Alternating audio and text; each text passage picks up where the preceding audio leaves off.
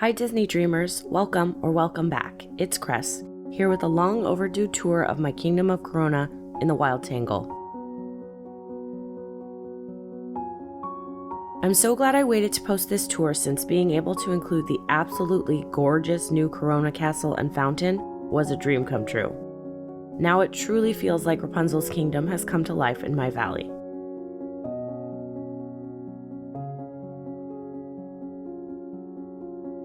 Today's video will be a bit different. Since I posted speed builds for all the areas that you'll see in today's tour, I will be leaving you with a nice instrumental tour of my Kingdom of Corona with much less commentary from me. If you're a new subscriber, feel free to check out my speed builds for Rapunzel's Tower, the Village of Corona, and the Snuggly Duckling Tavern for more details.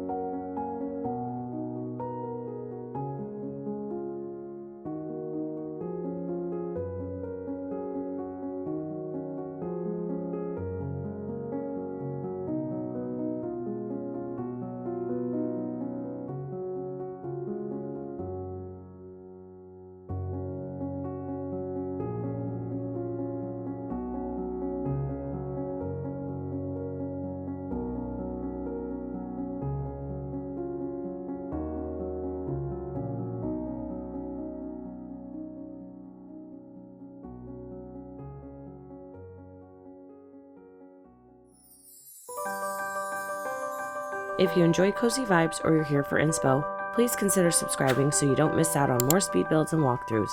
I love sharing my valley with all of you. We begin with Flynn stumbling across Rapunzel's tower. Tucked away in the forest, surrounded by cliffs and a pretty stream, Rapunzel's tower is completely remote. I thought the lagoon was the perfect place to recreate that feeling of her tower being removed from the world.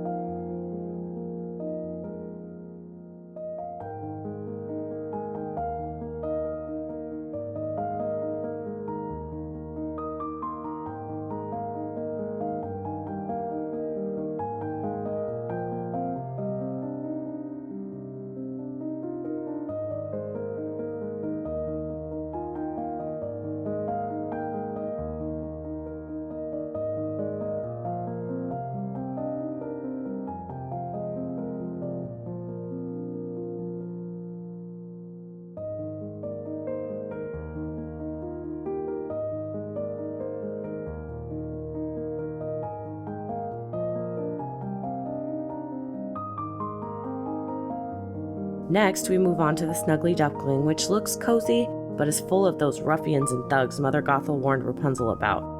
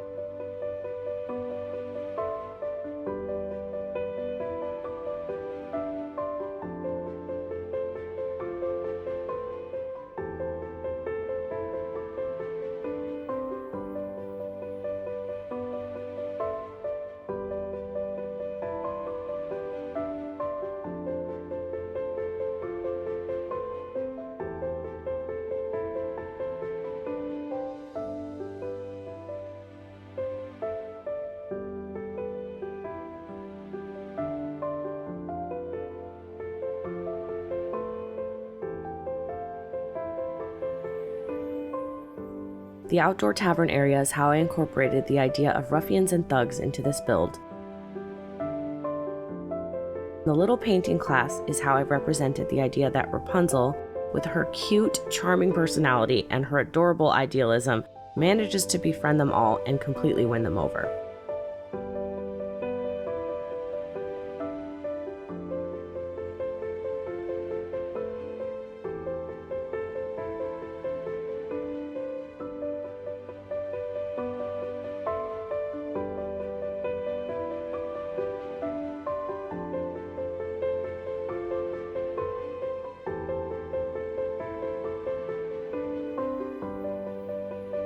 Finally, we arrive at the village of Corona, where Rapunzel takes her art to the streets and manages to get the entire village to join in a lively dance.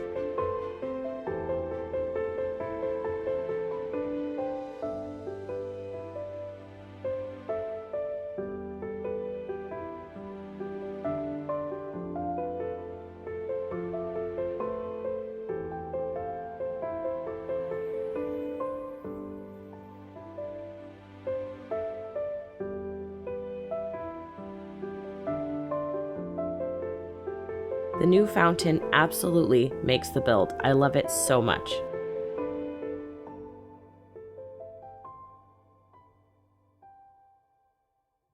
I tried to recreate the festive atmosphere by using these arches with the flags. I also made sure that I included a cupcake stand, since the moment that Rapunzel and Flynn share giggling with their cupcakes while they hide from the palace guards is just the cutest scene in the whole movie.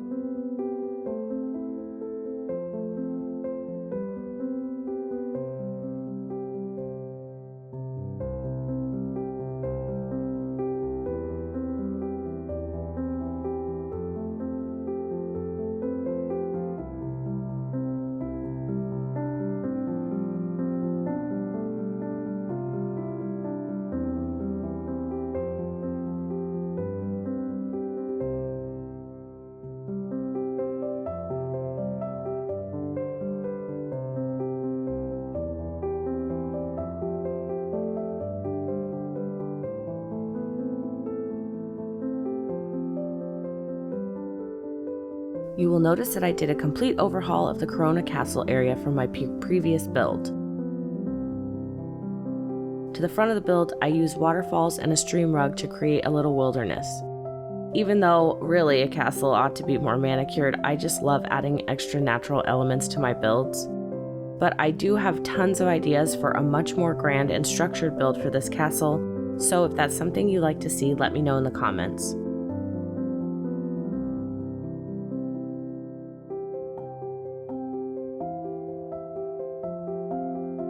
I used the new hedge items to enclose the Corona fountain here, and rather than do a more formal water feature like I had before, I decided I was going to make a little path lined by magnolia trees and waterfalls, leading to a cozy little overgrown nook where Rapunzel can paint or just sit under the magnolia tree and dream.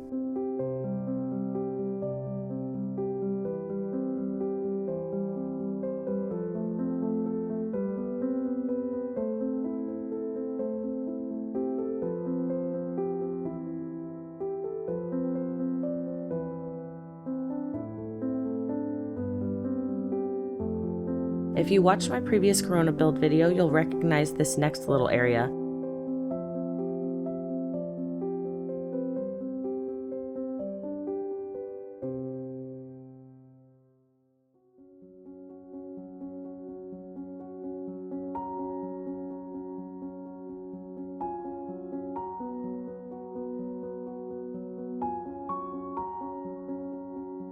I wanted to add a functional crafting area to this build, but I moved it to this spot by the waterfalls where we first find Rapunzel in the game, and I love how cozy and relaxing it looks here. Finally, we come to the real reason why I tucked that gigantic castle into this tiny spot in the Wild Tangle. I wanted to recreate the iconic floating lantern scene with the castle in the background, and this was the perfect spot to do it. So I included the boat, obviously, the two lanterns, one for each of them, and a bag of apples which Flynn bought for Maximus. Well, most of them. And that's the end of the tour of my Kingdom of Corona in the Wild Tangle. Thank you so much for taking this tour with me. I appreciate all of your likes and comments. Your wonderful engagement has helped my small channel to grow so much in the last few months. Thank you. I'll see you in the next video. Bye!